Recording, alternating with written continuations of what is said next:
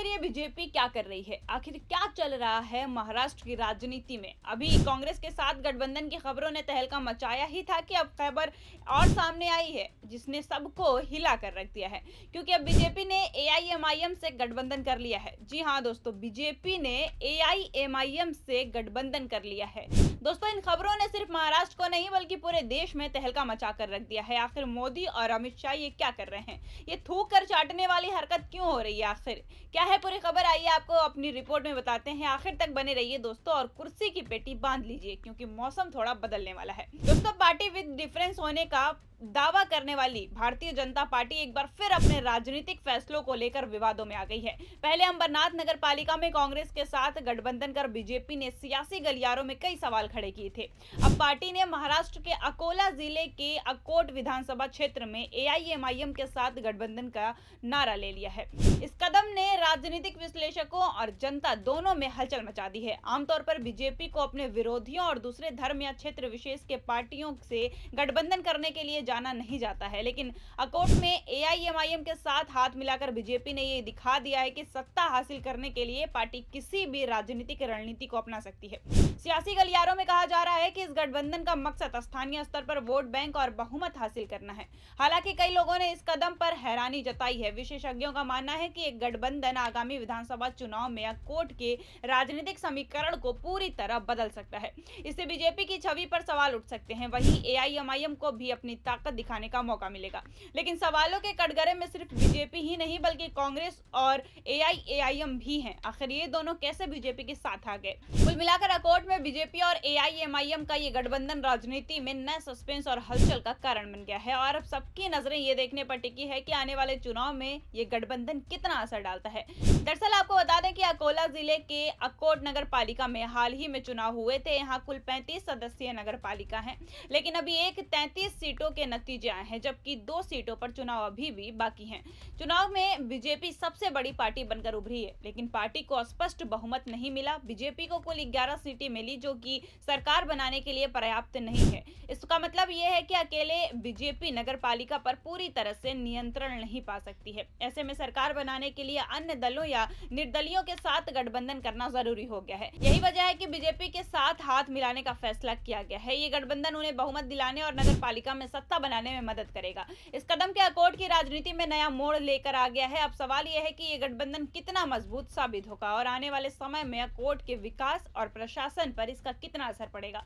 आपको बता दें कि अकोला जिले के अकोट नगर पालिका में चुनावों के नतीजे के बाद बीजेपी को स्पष्ट बहुमत नहीं मिला। कुल 35 सीटों में बीजेपी को सिर्फ 11 सीटें ही मिली, जो सरकार बनाने के लिए काफी नहीं माना जाता है। इस सिचुएशन से निपटने के लिए बीजेपी ने अपने नेतृत्व में नया अकोट विकास मंच बनाया। इस मंच में बीजेपी के अलावा एआईएमआईएम को भी शामिल किया गया है, जिसने चुनाव में 5 सीटें जीती थी।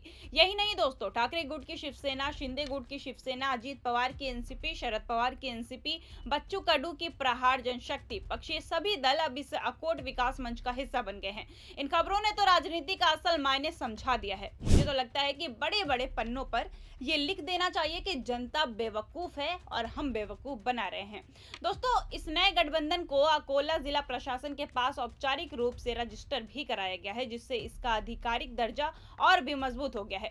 राजनीतिक विश्लेषकों का कहना है कि ये गठबंधन अकोट नगर पालिका में बहुमत हासिल करने और स्थिर सरकार चलाने की दिशा में बीजेपी की बड़ी रणनीति है। दोस्तों, कुल 35 सदस्यीय नगर पालिकाओं में कांग्रेस को 6 सीटें, शिंदे गुट की शिवसेना को 1, उद्धव ठाकरे गुट को 2, वंचित वर्ग को 2, अजीत पवार की एनसीपी को 2, शरद पवार की एनसीपी को 1, प्रहार जनशक्ति पक्ष को 3 और एमआईएम को 5 सीटें मिली है। बीजेपी ने 11 सीटों के साथ सबसे ज्यादा सीटें हासिल की और सबसे बड़ी पार्टी बनकर उभरी, लेकिन बहुमत के आंकड़ों के दूर होने के कारण पार्टी ने अकोट विकास मंच का गठन किया।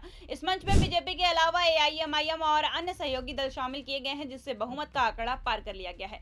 राजनीतिक विश्लेषकों का कहना है कि गठबंधन बीजेपी के पुराने उसूल और राजनीतिक रुख से समझौता कर रहा है। कांग्रेस के बाद अब एआईएमआईएम के साथ गठबंधन ने पार्टी विद डिफरेंस होने के दावे पर नई बहस छेड़ दी है। अब सबकी नजर इस पर है कि बीजेपी अपने पुराने राजनीतिक सिद्धांतों और स्थानीय सत्ता की राजनीति के बीच संतुलन कैसे बनाएगी। दोस्तों, ये वही लोग हैं जो एक दूसरे के इतने बड़े दुश्मन हैं कि पूछो ही मत। कल जो बीजेपी कांग्रेस मुक्त भारत बना रही थी, आज वही हाथ मिला रही है। कल जो कांग्रेस बीजेपी सरकार को आरएसएस का पालतू कुत्ता बताती थी, आज वो भी साथ दे रही है।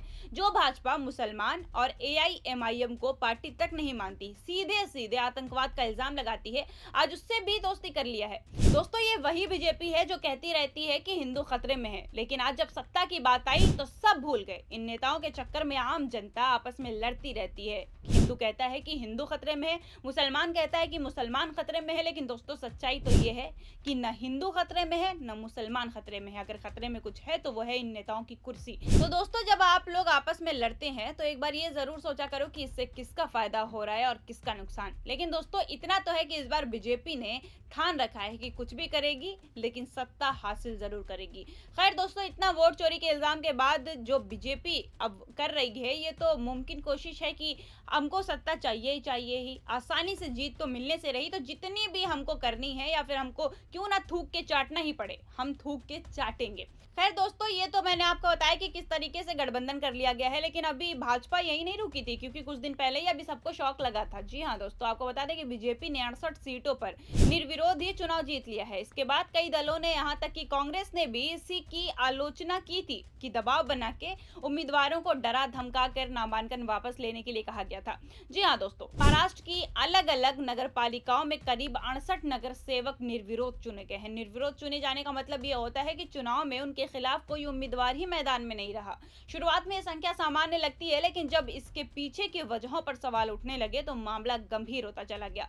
विपक्षी दलों का आरोप है कि ये सभी निर्विरोध चुने गए नगर सेवक सत्ताधारी खेमे से जुड़े हैं। विपक्ष का कहना है कि ये कोई सामान्य लोकतांत्रिक प्रक्रिया नहीं है, बल्कि लोकतंत्र में आई एक खतरनाक खराबी को दिखाता है। उनका दावा है कि चुनावी मुकाबला जनता के सामने खुलकर होना चाहिए था, लेकिन ऐसा हुआ ही नहीं। अब सबके मन में एक सवाल लगातार चल रहा है कि आखिर एक या दो जगहों पर ऐसा हो सकता है कि चलो उम्मीदवार अपोजिशन में नहीं उतरा, लेकिन ये तो पूरी तस्वीर ही उल्टी है, क्योंकि एक या दो नहीं बल्कि पूरे 68 जगहों पर ऐसा हुआ है कि सत्ताधारी पार्टी की जीत हुई है बिना किसी अपोजिशन के। लेकिन सबसे बड़ा सवाल ये कि इस मुद्दे को अब दबा दिया गया है और गठबंधन का नया खेल शुरू हो गया है। आपको क्या लगता है दोस्तों, जिस तरह से इतना बड़ा उलटफेर हो रहा है, क्या महाराष्ट्र और देश की राजनीति में कुछ बहुत बड़ा होने वाला है? आपको क्या लगता है, हम जरूर जानना चाहेंगे, हमें कमेंट करके बताइए। और जिस तरीके से बीजेपी हर किसी से हाथ मिला रही है और जिस तरीके से देश के सारे नेता एक साथ आ रहे हैं और जिस तरीके से हम जनताओं को बेवकूफ बनाया जा रहा है, ये कहीं ना कहीं तो इसी को हम असली मायने में राजनीति कहते हैं। आपको क्या लगता है, हमें कमेंट करके बताइए, आपकी राय हम जरूर जानना चाहेंगे। तब तक के लिए नमस्कार, मिलते हैं अब आपसे अगली बड़ी खबर के साथ।